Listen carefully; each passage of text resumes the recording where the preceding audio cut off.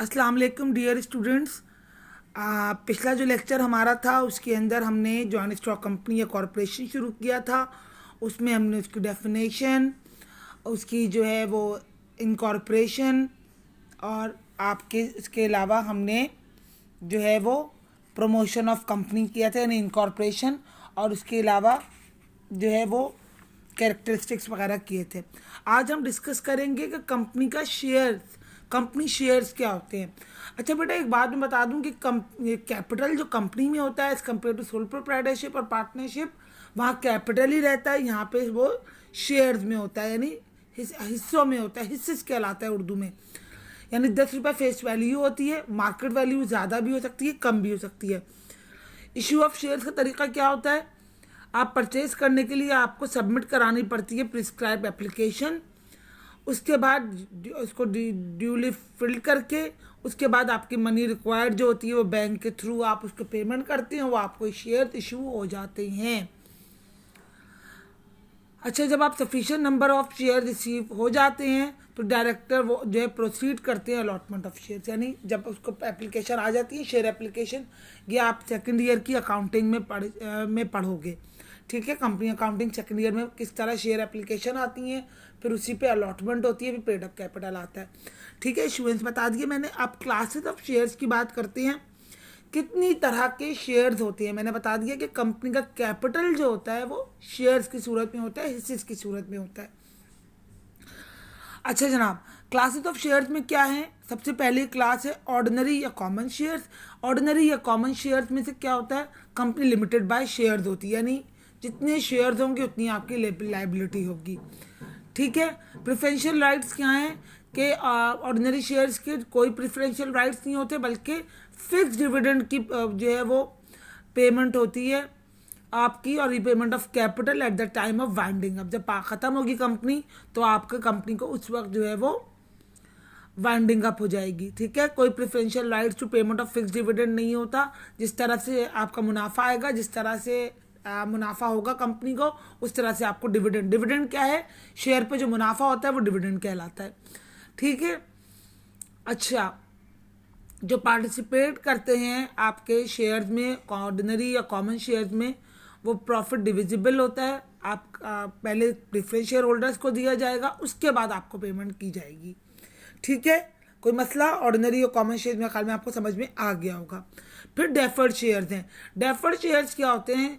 वो शेयर जो generally residual Clements होते हैं, यानी उनको सबसे आखिर में पेमेंट की जा रही होती है उनके मुनाफे में से, सही है। उनके रेट्स ऑफ डिविडेंड जो होता है बहुत कम रेट्स पे उनको जो है वो दिया जा रहा होता है, ठीक है।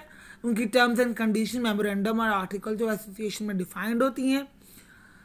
अच्छा, ये कौन से लोग होते हैं आखिर में जिनको मिलता है? वो होते हैं प्रोमोटर्स, अंडरराइटर्स वगैरह। लो और नॉमिनल वैल्यू पे उनको जो है वो शेयर इशू किए जाते हैं, ठीक है।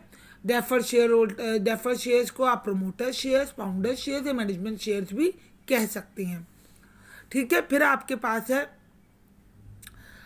Preference shares. प्रेफरेंस शेयर्स कौन होते हैं?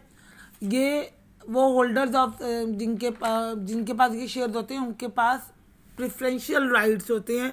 उनको पहले उनको फौकियत दी जा रही होती है, मेंशन किया जाता है मेमोरेंडम और आर्टिकल्स ऑफ एसोसिएशन में।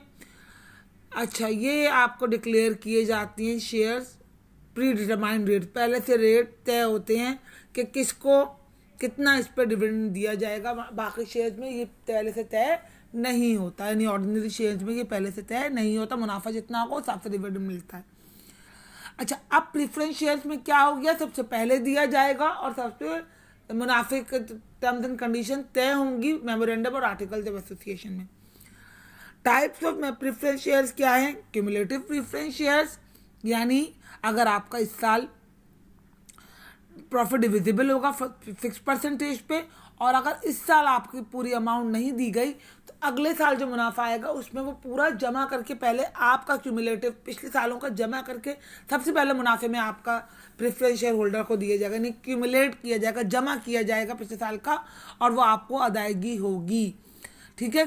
Cumulative preference shares. Cumulative participating preference shares कौन से होते हैं? After receiving preferential fix dividend वो पार्टिसिपेट करते हैं फर्दर डिविडेंड में, यानी उनको फिक्स्ड अमाउंट तो मिल जाता है, उसके बाद वो मजीद फर्दर जो है वो डिविडेंड में अपना हिस्सा लेते हैं दूसरे क्लासेस ऑफ शेयर होल्डर्स के साथ, जिस तरह से डिफाइंड होता है मेमोरेंडम और आर्टिकल्स ऑफ एसोसिएशन। यानी फिक्स परसेंटेज भी ले ली, उसके अलावा वो अलग तरह के जो आपके दूसरे क्लासेस ऑफ शेयर्स हैं उनके डिविडेंड में भी वो हिस्सेदार होते हैं। Cumulative non preference share holders, ये क्या होते हैं कि होल्डर ऑफ सच शेयर जो है होल्डर्स जो हैं वो क्या करते हैं, उनकी कोई जो है पार्टिसिपेशन नहीं होती, ठीक है, अदर टाइप्स ऑफ शेयर्स में, सिर्फ उनको cumulative non participating preference shares कहलाया जाता है। रिडीमेबल प्रेफरेंस शेयर्स क्या होते हैं कि इनको मुनाफा भी दिया जा रहा होता है और ये काबिल वापसी होते हैं, यानी इन शेयर्स को वापस इनका प्रिंसिपल अमाउंट मिल जाएगा, कैपिटल वापस हो जाएगा, पेड बैक देयर कैपिटल, यानी कंपनी लायबल होती है कि उनका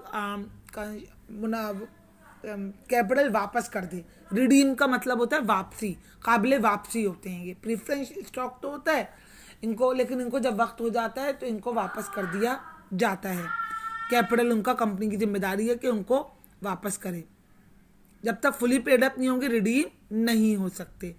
सही है। इररिडीमेबल प्रेफरेंस शेयर से मुराद क्या हुई? इररिडीमेबल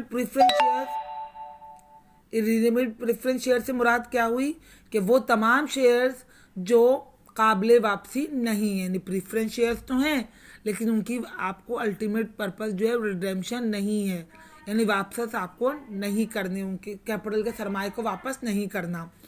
अच्छा, नॉन क्यूमुलेटिव प्रेफरेंस शेयर्स कौन से हैं? नॉन क्यूमुलेटिव यानी पिछले सालों का मुनाफा अगर नहीं मिला, इस साल मुनाफा नहीं हुआ कंपनी को, तो वो वापस नहीं करना, यानी पिछले सालों का जमा करके उनको अदायगी नहीं किया जाएगा, वो आपके नॉन क्यूमुलेटिव प्रेफरेंस शेयर्स कहलाते हैं। ठीक है बेटा, यहाँ तक मैंने शेयर्स का आपको बताया। मैं अभी अगली वीडियो में आपको डिबेंचर्स का और वाइंडिंग अप और मैनेजमेंट ऑफ द कंपनी का सेंड कर रही हूँ। Thank you.